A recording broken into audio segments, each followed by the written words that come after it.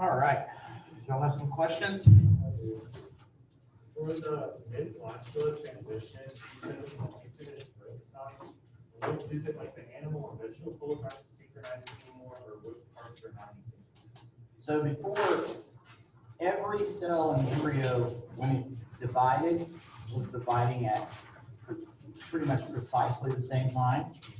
And when it goes asynchronous, it means some of the animal pole cells will divide, but the vegetable pole cells won't be dividing at that same time. So where it was, say, it was taking 20 minutes every time, it might still take 20 minutes for the animal pole cell, but it might take 40 minutes for the vegetable pole cell to divide. So they're just not on the same schedule anymore. Okay.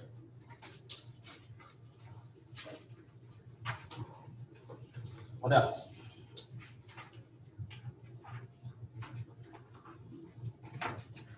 Could you explain that portion right there, those two middle pictures at the bottom, how the uses are Right here?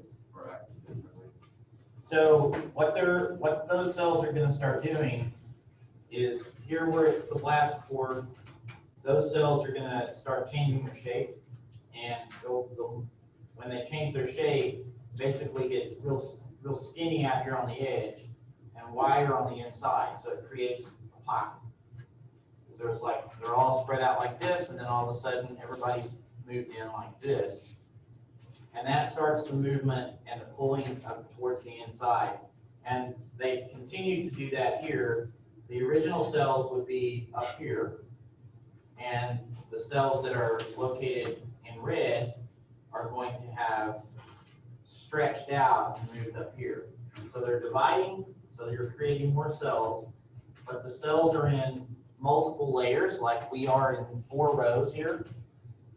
So if you had to maintain your 6 feet distance, but you had to create just 1 row out of 4, so everybody on the back row has to move in, that means that row is going to stretch out.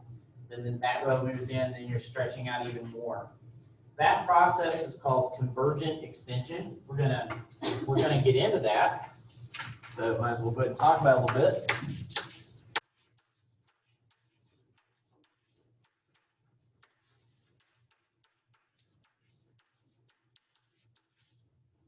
So it's a situation where you would have several layers of cells,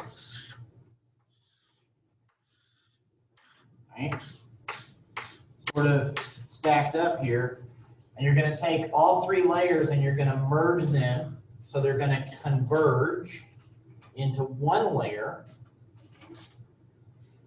Well, they're not going to change their size. They're all going to be the same size, so you're going to end up with 1 layer that has to be much longer, so that all of those cells can now fit in there right next to each other instead of stacked on top of each other, right? This makes sense.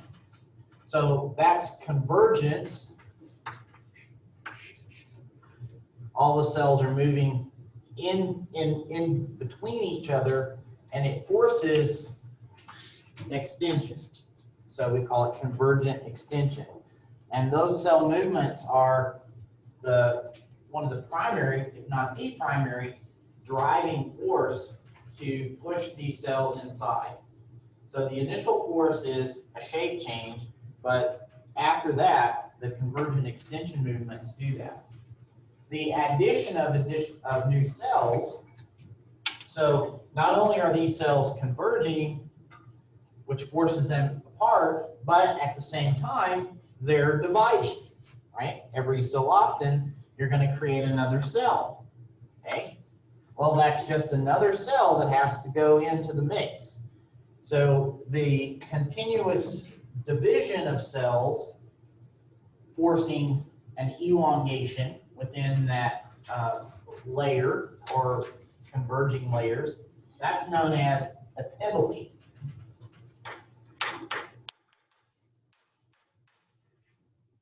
So that is the cells dividing and forcing the layer to expand, the sheet of cells to expand as a result of that. And epipely is primarily happening among the ectoderm cells. And convergent extension is primarily happening among the mesoderm cells. So these two cell types are sort of interacting with each other through cell-cell adhesion, but their movements as a group are happening in slightly different ways.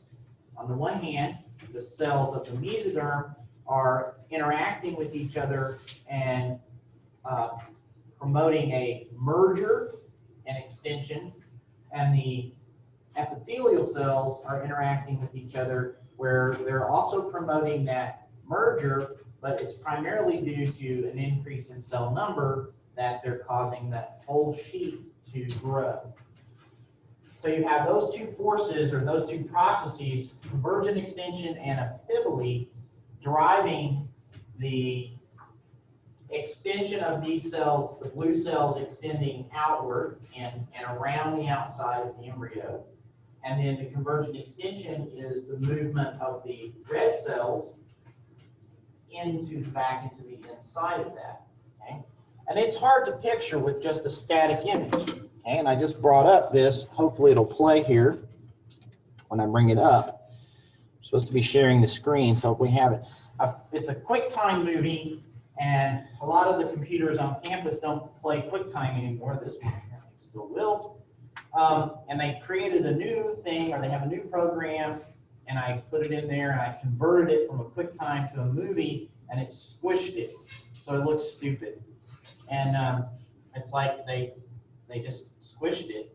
It's real wide. It's just not the right ratio, and I don't know how to fix that yet. So if any of y'all know how to convert those, download this thing. It's on D2L. You could download it, and if you have a program, you can do it. So if we look at this, we're looking at a later blastula staged embryo, and of course there's no color coding here, right? The cells aren't really blue, red, yellow. They're all just kind of tan in real life. So here's our animal pole and our vegetal pole. These yolky cells, you can see they're fairly large. You can kind of get an outline of them. So these embryos have the yolk protein in them will fluoresce if you shine certain wavelengths of ultraviolet light on it. It's called autofluorescence. It's just an inherent property of the protein.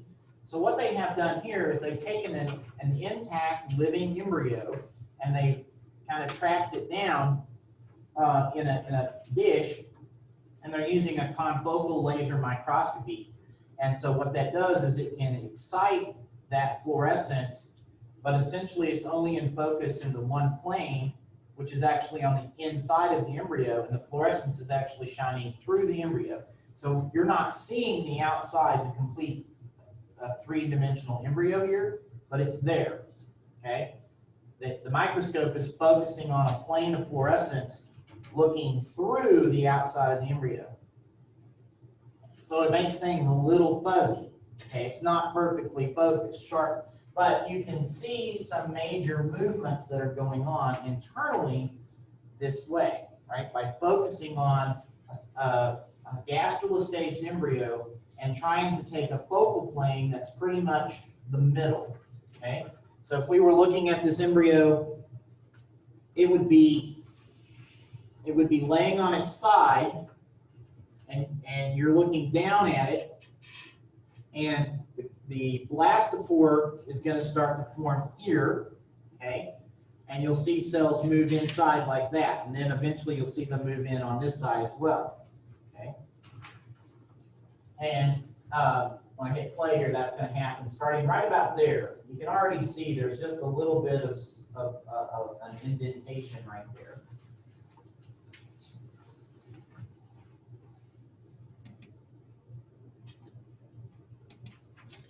Okay, so those cells, the mesoderm cells, have already started to undergo a convergent extension. And here you can see how there's a layer of cells here. It got thinner.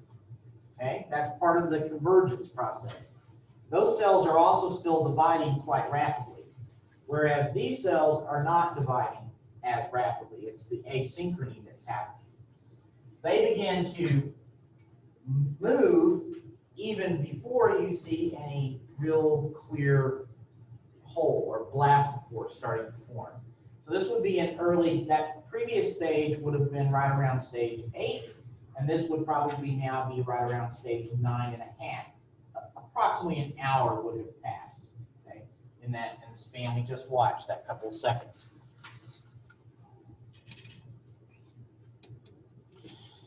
So here you can see how the blastocele is being displaced and getting smaller. And you can just make out a faint hit of a little opening right there. That's the new archintron that's forming. So these cells have moved inside from they were on the surface. So this cell used to face the outside of the embryo. And this cell also used to face the outside of the embryo. These were yolk cells near the bottom, and these were they were not yolk cells per se, but they were endoderm cells that were near the bottom. And the mesoderm is in here in between these things. Okay, you can't make it out really. It's in there. On the screen here, you can see it a little better. It's actually darker right in here and in here. And the yolky cells have more of the fluorescence because they have more of the yolk protein that's actually shining. All the cells have a little bit, but the endoderm cells and the yolk cells here, they have a lot more. Okay, so at this stage, you can clearly see the archintron, right? And the blastocele is going, and it looks like it's kind of fuzzy in here. There are cells all in there, and they're actually stuck together. They're not as tight of a sheet of cells as the outer areas are. Okay?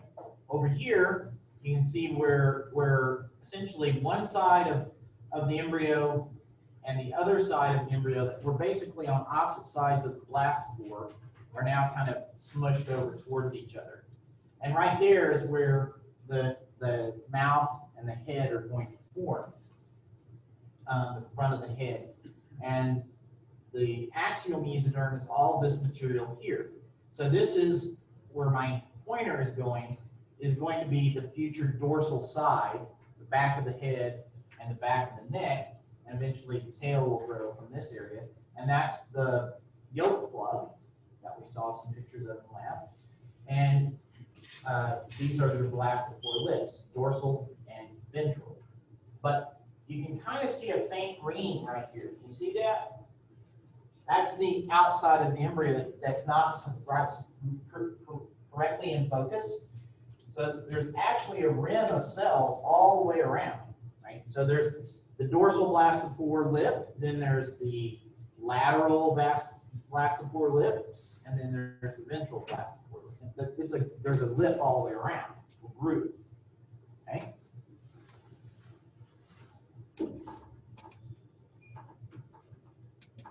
So at this point, the blastospore is closed, or pretty much closed.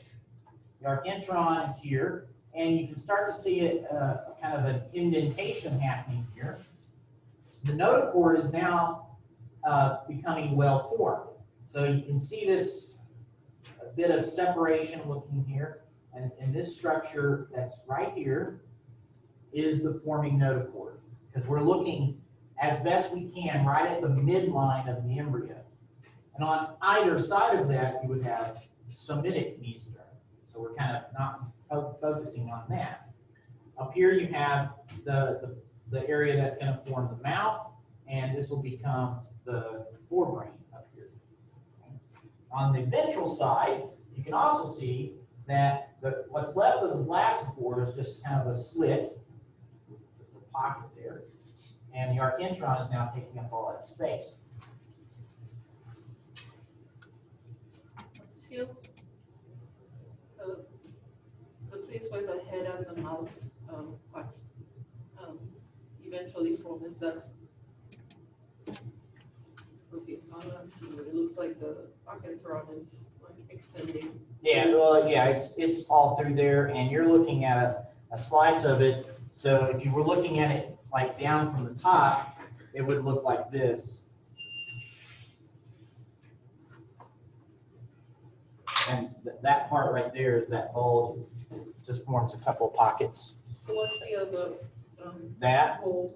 it's also part of those pockets because they're three-dimensional, they're going around like that, so you're seeing it again.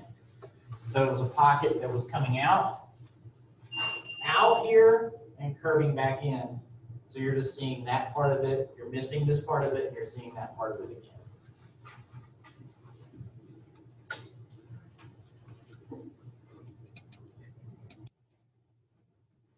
Then watch the whole thing here.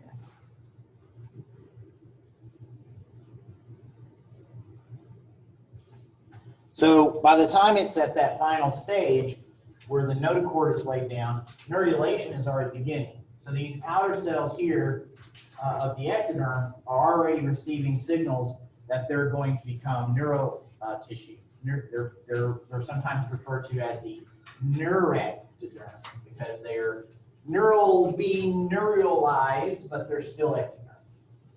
They're still on the outside.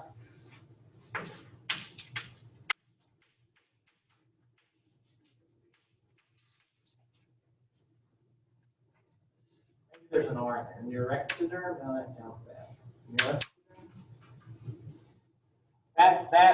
That's the ectoderm tissue that has already received signals to start transitioning to be the neural plate.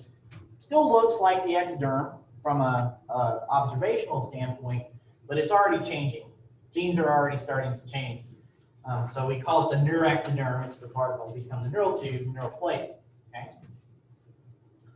So I think that's pretty cool because it's really hard. I mean, it's always hard for me until I, just cut embryos open a bunch and looked at there and looked at lots and lots and lots and lots and lots of atlas pictures of sectioned embryos to picture in my mind the movements of gastrulation. Have any of y'all ever looked at those pictures? They call them the magic eye pictures or those 3D pictures. Have y'all ever seen those? They used to be, before computers were everywhere, people had prints of those. And you could go into some of these stores and there'd be lots of them. And you'd stand there, I would stand there for a long time trying to cross my eyes and try to see that three-dimensional image. I was like, these people are full of shit. Oh, what they're smoking. There's no image in this thing. And then one day, and I remember this, I'll always remember this, on the back of a biomed catalog, they had put one of those things. And I'm sitting in the lab waiting for some experiment to go, and I'm trying, and all of a sudden, boom, I mean, there it was. It was a double-stranded double helix, and they said it was a DNA. So I was looking for that, and I could see it. I was like, holy shit, I know what to do now. And I keep trying, and finally, now I can do it just without thinking. I see one of those things. There's one in the elevator. I see that thing, and I can just relax my eyes and cross it, and boom. It's kind of the same thing. There's like that aha moment, that time where it doesn't make sense, and then all of a sudden, your mind can picture it. And you can see, okay, that thing's just moving around like that, okay? So just don't give up trying to visualize it. If you're having a hard time seeing it in your mind, just keep stoking at it and think about it when you're not thinking about it. Now, what does that mean? Well, you're doing something else and you're just kind of coasting, your brain's coasting. Kind of have that be the thing it's coasting on. And maybe it'll just pop in, right? Sometimes things come to you when you're not thinking about that thing. Where would the FCP be on this picture right here? Well, if we back up to the beginning, the sperm entry point would have been, of course, it would have been a single cell, right? It would have been basically the same size, but it would have entered in this vicinity over here. Approximately 180 from where the blastophore lip is, the dorsal blastophore lip starts to form, where it is initiated. But if we were to label that point, like if the sperm had like a little dye on it or something, so that the cells that form from that area in the ectoderm were dyed a color so you could follow them later, or fluorescent or something, and we looked at it here, maybe over here.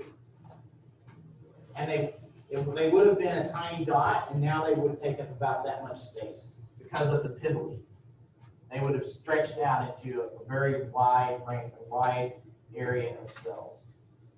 So what this will be the posterior, this will be the blastophore will eventually become the anus opening, or the proctoderm. And essentially the ectoderm that's over here now was ectoderm that was up there before. And it has moved that much. And the ectoderm that's up there now is just new cells. They didn't exist before. But they are not cells that came from that spot. So gastrulation really has humongous amount of cell movement, as you can see, just here in the frog. And that's true with all organisms. Gastrulation movements are very robust cell movements and migrations. Rearrange the embryo. Amphibian and embryos like the frog here, you have the entire embryo participating in this process, right? The ectodermal cells and the endodermal cells take up the entire exterior part of the embryo. But in other organisms like fish and chickens, those two are sort of similar in that the embryo proper is only a disc of cells, or sometimes I think of it as like a little cap of cells, that is on one side of a big ball of yolk. And so they do not incorporate that entire ball of yolk. They just form their blastocele, and everything happens up on one side of that yolk. And as they develop, the yolk eventually is absorbed as they're breaking it down. But it's all happening up on one side. So you don't see this big round thing move. You see a disc sort of move. Okay. So it's a little different, but it's the same processes that are going on, and the same mechanisms, convergent, extension, and epibole, are at work.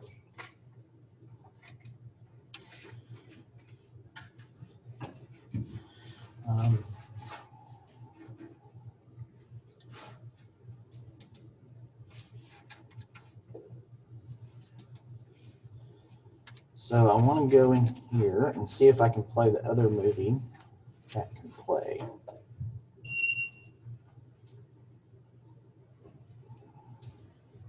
Is it this one? Or is it this one? Nope, it's not that one. This one. All right, so we'll watch this one. Oh, no, never mind, sorry. See, that's what it did when I tried to make it. Jacked it up.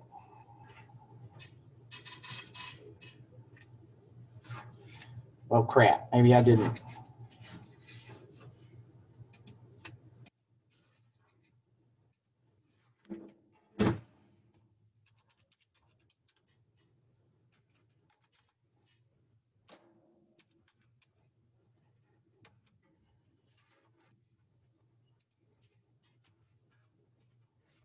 Of course, of course, of course, of course.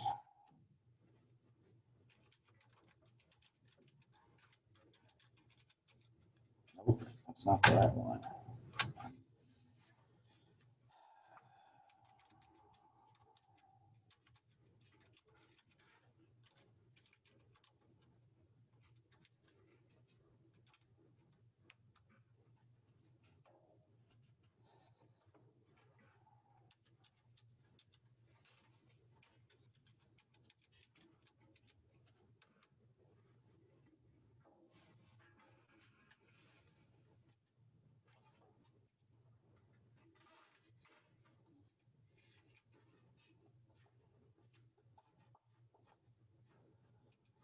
All right, how do I get my videos?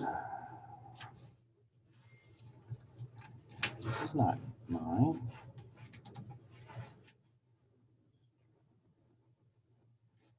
Here we go.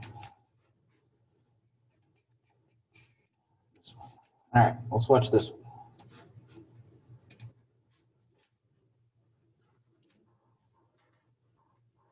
This is the event we just watched, except from the outside.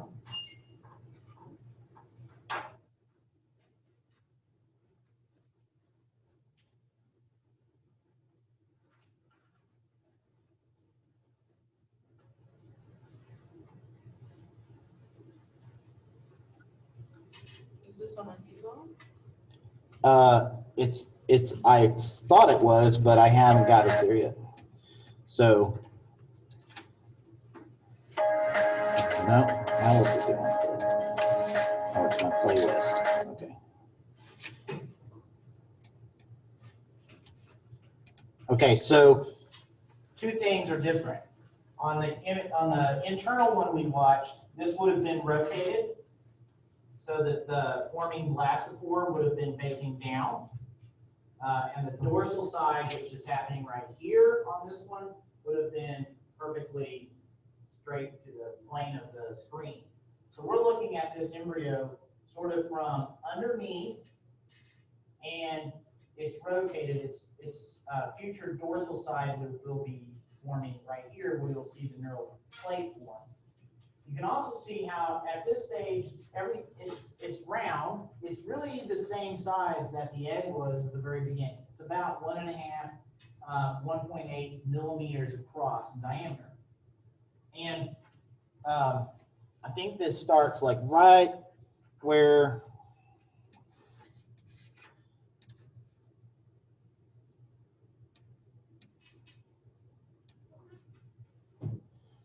you don't see anything happening with the blastopore over here.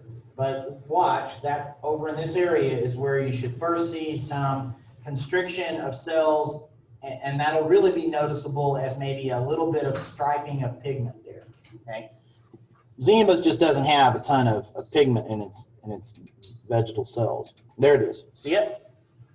I was off a little bit. It's up there a little higher. See that? Everybody see that? That's it. That's your dorsal blastopore lip. Boom, it's formed. Those cells have already started moving inside already. You're looking at the outside of it. It's like 20 minutes after they've moved on the inside. There they go. And then you see it start to happen all the way around. It happened there in real time, probably an hour before it shows up on the other side. This is sped up. I don't know how many seconds this is, 30 seconds. And that whole process would take about 6 hours, 5 to 6 hours. So you can do the math on how fast is it. So at what point do you say that there's a yolk plug when you have the two sides? There's several different things. So people will say that is like mid yolk plug, and just before would be large yolk plug, and then it'll be small yolk plug, and then it'll be blastopore closing. And they correspond, but nobody really measures it. Nobody says, okay, if the yolk plug is 3 micrometers across or whatever, they don't have a number to it. It's just sort of arbitrary. You can kind of look at what percentage of what you're seeing here is yolk plug versus not yolk plug. So from about a half to about a third to about a quarter to close. And those actually are names that people use so that they don't say the stage name. But they each have a distinct stage. So like 9.5 is when it starts. That's when you see the blastopore lip. And so then 10, you have definitely a blastopore lip groove that extends about an arc of about 1/3 of the distance. 11, it's almost halfway or 3/4 of the way around. 12, it's all the way around. So 12 is considered sometimes early yolk plug. So it's just as soon as the circle. Yeah, as soon as you have a circle, you can say that. Yeah. And then, 12.5. And at this point, they go like 10, 10.5, 11, 11.5, 12, 12.5. So they actually put half numbers in between those stages because they knew more of what was going on inside.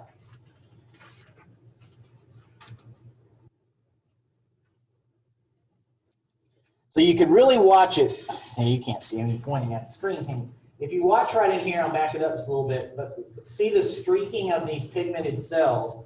You can, if you watch those, that really gives you a feel. It's like dropping a leaf in the river and watching the current flow. That's the flow of those cells, the migration of those cells, which is the epiphyly, okay? Those cells moving, that's the epiphyly movements. You don't see the convergent extension so much because you're not looking at the layer of cells.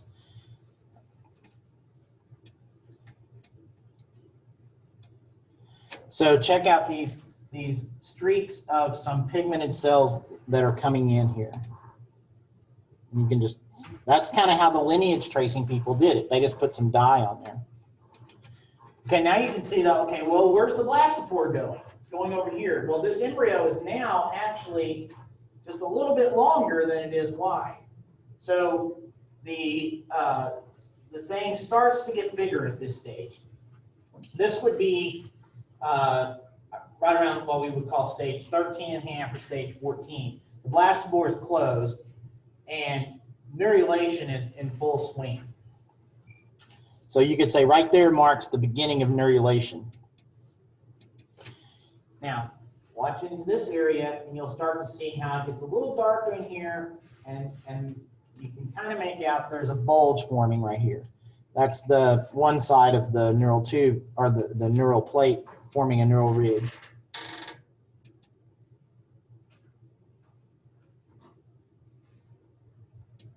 So right here, you have, down in that was your neural plate. Here the neural plate has closed. This is the anterior end, the head. The neural plate closes last there, and it also closes last on the other end. So as the neural tube closes, it starts closing first, kind of in the middle, and it's sort of like a Ziploc bag if you started zipping or snapping it in the middle and then went out with both hands that way. So it closes in the middle first. And what part of the embryo will that middle part become? It's actually, if it were you, it would be your neck right here. Okay? That's the first part that closes.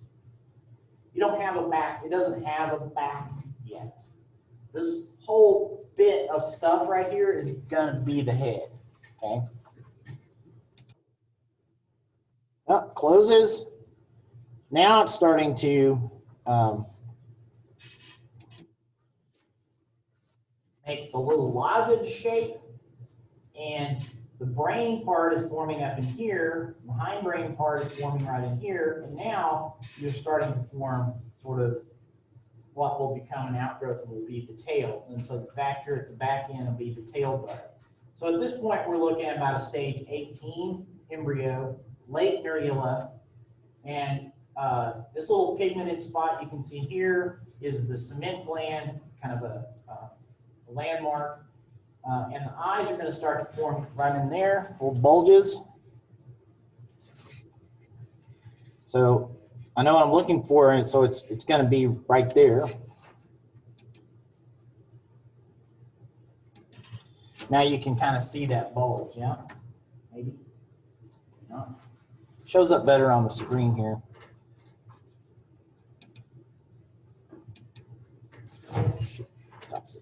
Before we do adults. Yeah, I went on there yesterday and tried to find cool videos about frogs. So I'll be putting them up on D2L. You can go visit them.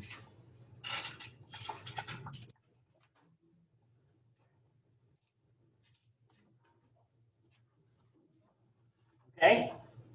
So gastrulation, pretty important time period. Yeah. A whole lecture we did once in a while. So the thing that happens next is the neurulation process, right? So I said we would talk about neurulation today, but we needed to see what it was looking like. That video that we just saw already went through, that last video already went through all these stages down here. Okay? So on the inside of the embryo, you're forming the gut cavity, and the mesoderm is interacting with the ectoderm, forming neuroectoderm, and that will give rise to the neural plate.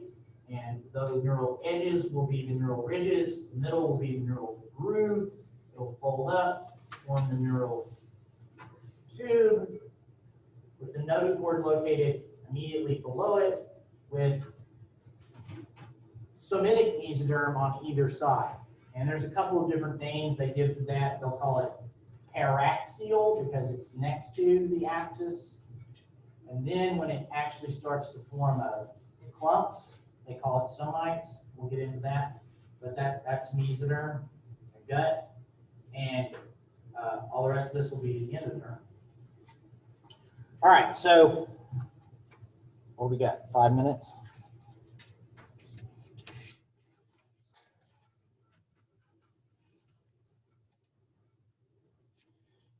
So some cross sections through that little early tail bud stage embryo we just saw at the end of that video. If you section through just behind where the head is developing, you can see it looks like this, right? And you have to look closely to see the various layers. So they've artificially colored it over here. And there are kind of standard. The endoderm is almost always colored yellow because people think, oh, yolk is yellow. And the ectoderm, for whatever reason, is usually almost always colored blue. And the mesoderm is always colored some shade of orangish to pinkish to red. Okay?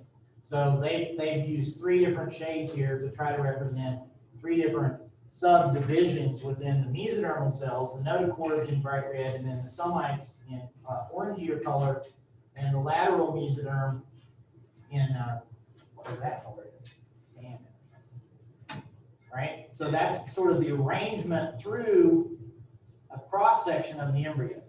So if you see that, you want to be able to look at a slide and pick out those parts. Okay, so you can practice on that. Oh, yep. There's a neural tube. Okay. The little ridge is going to be on the dorsal side. That's the neural tube up there. The big hole in the middle is the archintron, not the blastophore. Okay. Any other holes that are in there, don't worry about it. The biggest hole is the archintron. Okay.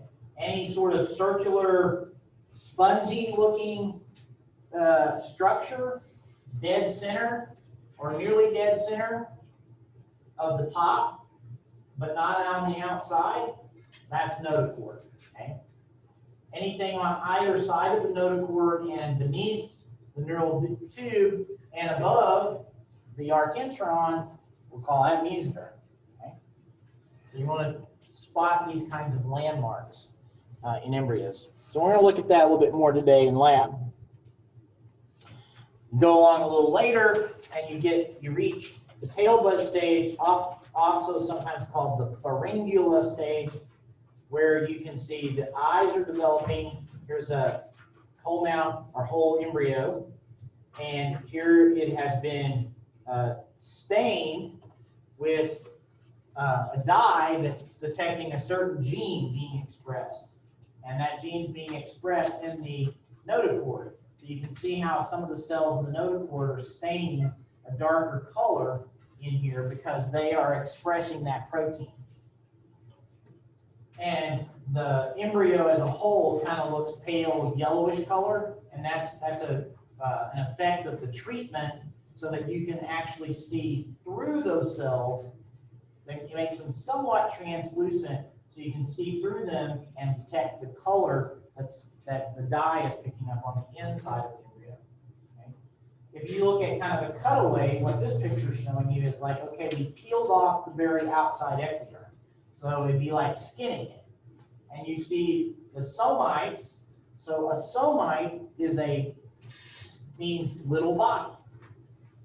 It's a little cluster of cells, a compartment of cells that form. And each individual compartment will give rise to a series of muscles and skeletal elements. Make up the vertebrae and the muscles next to the vertebrae. Okay? Who likes backstrap? Right? Somites were the backstrap before there was the backstrap. Right? These are the back muscles. Who likes salmon fillet? Those little chevrons were the somites. Right? They're a cluster of cells. Those are the ones that became the muscle. And if you look a little deeper in, you can see the notochord running in. It's running under the somites, so we're looking a little deeper in here. Up in the head, you have the developing eye and the developing ear. It's called the optic vesicle and the otic vesicle. If we look within the central nervous system, there's going to be 3 sort of vesicles that are developing: the forebrain, midbrain, and hindbrain. Prosencephalon, diencephalon, and the myelencephalon, and then the rhombencephalon eventually forming from that. Okay? There are also some bulges you can detect here. If you look at this under just the right angle. And those bulges are called the pharyngeal arches or pharyngeal pouches, or in some animals, they'll use the term brachial arches. It means the same thing, or bronchial arches. It means a branch, right? These are the neural crest cells that were originally formed as the neural tube closed, and they've migrated away. And they migrate in streams. So you'll have a group of them that will migrate together, and then another group next to them that will migrate together, and they sort of form these sort of parade of cells, but they don't intermingle. So you have this one column of cells going down and another column of cells going down right next to them, and they're going to actually end up getting into different spots. And so they form some of the cranial nerves, like the nerves that the cells that migrate down here form the trigeminal nerve and the nerves that go to the ear and so forth. And then when they get on down here, they form a pouch, and some of that becomes cartilage for the lower jaw and things like that in a frog. And in us, they become things like the cartilage for our larynx, voice box, as well as our lower jaw. So these are neural crest cells, and they essentially, if you were to do a cross section of them, you would see sort of a group of cells like this, right? And what is that structure? An arch, right? So you see cells basically coming out like this, right? And they're on either side of the pharynx. Anyway, so they're called pharyngeal pouches because they actually hollow out in the middle of them. And in fish, that'll eventually give rise to the gill area and the gill supports and things like that. So sometimes they're called gill arches. We're talking about a fish. Here they're called bronchial arches, pharyngeal arches, or branchial pouches, or pharyngeal pouches, and so forth. Okay, they're neural crest cells that have migrated down. So you can pick out some of these structures at about this stage. Usually you can't see it until a bit later, but the kidney is starting to form as well. So we're at the stage where you've got the neural tube set up, the eyes set up, the ears set up, the kidneys are set up. Structures are starting to form where you're going to have muscle and vertebrae and facial structures and nerves. That's organogenesis, right? All those are forming organs. So at that stage here, you would start the organogenesis phase of development. All right, we'll stop there today and just keep on going. For lab, I've got some pictures from a lab manual from an embryo axis. So we're going to look at slides again. So if you came last time at 2, go ahead and come at 2 again. And then if you came at 3:30, go ahead and come at 3:30 again. So we'll just spend about an hour and a half looking at some things and getting familiar with embryos that direction again. Okay.